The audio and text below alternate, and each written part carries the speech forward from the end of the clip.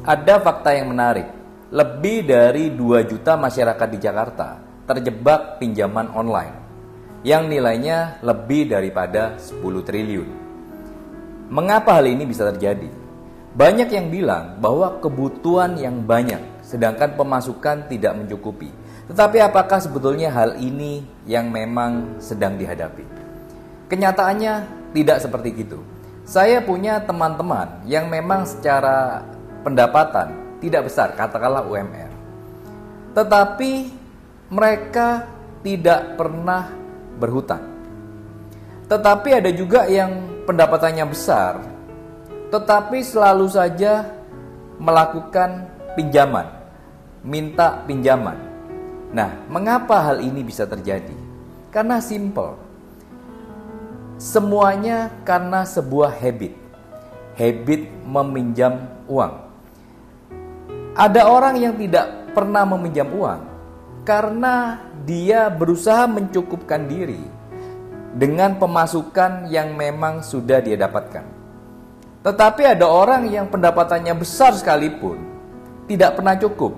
Karena kenapa? Punya habit meminjam dan tidak bisa menunda yang namanya kesenangan.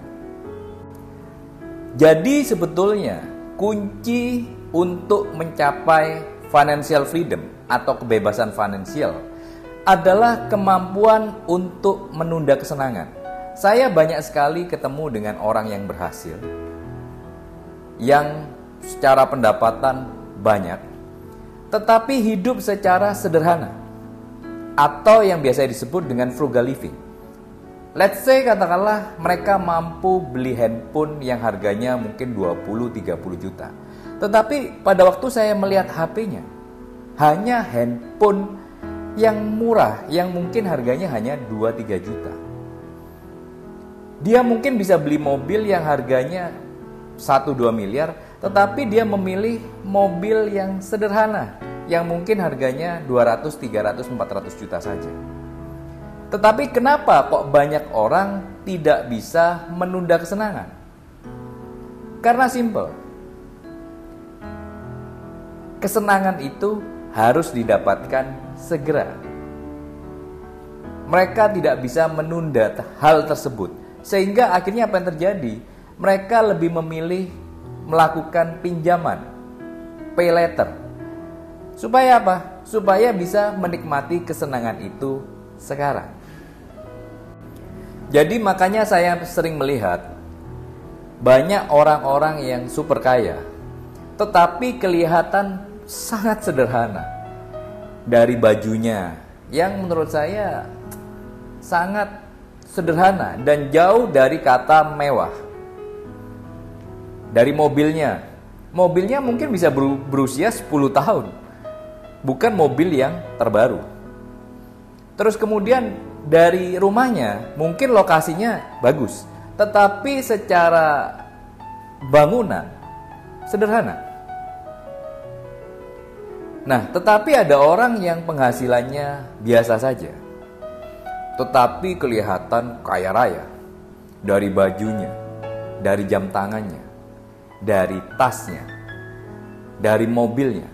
Kelihatan semuanya mahal dan kelihatan kaya raya. Nah, kenapa hal ini terjadi? Karena simple. Orang yang super kaya, mereka tidak lagi butuh menunjukkan siapa mereka. Karena mereka sudah merasa cukup, mereka sudah secara kebutuhan juga sudah tercukupi. Jadi bagi mereka mungkin apa lagi yang perlu ditunjukkan. Nah, sedangkan bagi orang yang memang mungkin pas-pasan, mereka kepengen dilihat kaya.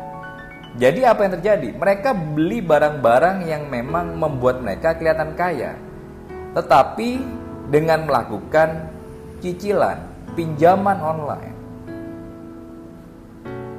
gesek kredit card, setelah itu dicicil sekian lama.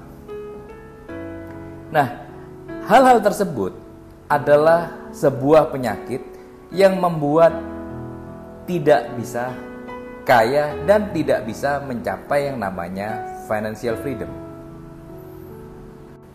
Nah, maka dari itu, ini juga menjadi sebuah pembelajaran bagi kita di dunia marketing, terutama misalnya di dunia sales property.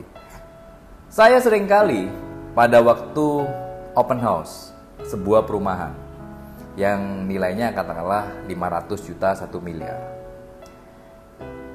Pada waktu ada klien datang dengan mobil yang bagus, namanya sales itu berlomba-lomba untuk menyambut klien tersebut.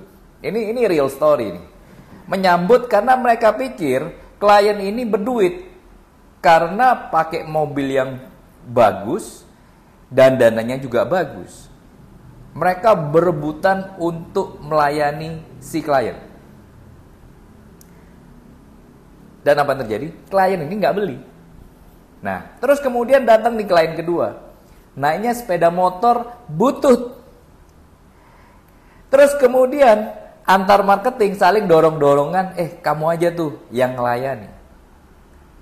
Akhirnya ada satu marketing yang karena yang lain nggak mau melayani, dia melayani nih. Si klien yang naik sepeda motor butut dengan baju yang sederhana. Singkat cerita, apa yang terjadi? Si klien ini ternyata beli 3 unit rumah dengan harga cash. Nah, jadi sebuah pembelajaran bagi kita semua. Jadi kadang banyak orang yang kelihatan kaya, tetapi nggak ada duitnya. Tetapi ada orang yang memang kaya, tetapi kelihatan miskin atau nggak ada duitnya. Nah, jadi kita sebagai individu, sebagai sales terutama, harus memperlakukan semua klien kita walaupun kelihatan sederhana sekalipun, kita layani. Kadang mereka bisa jadi nih punya banyak duit.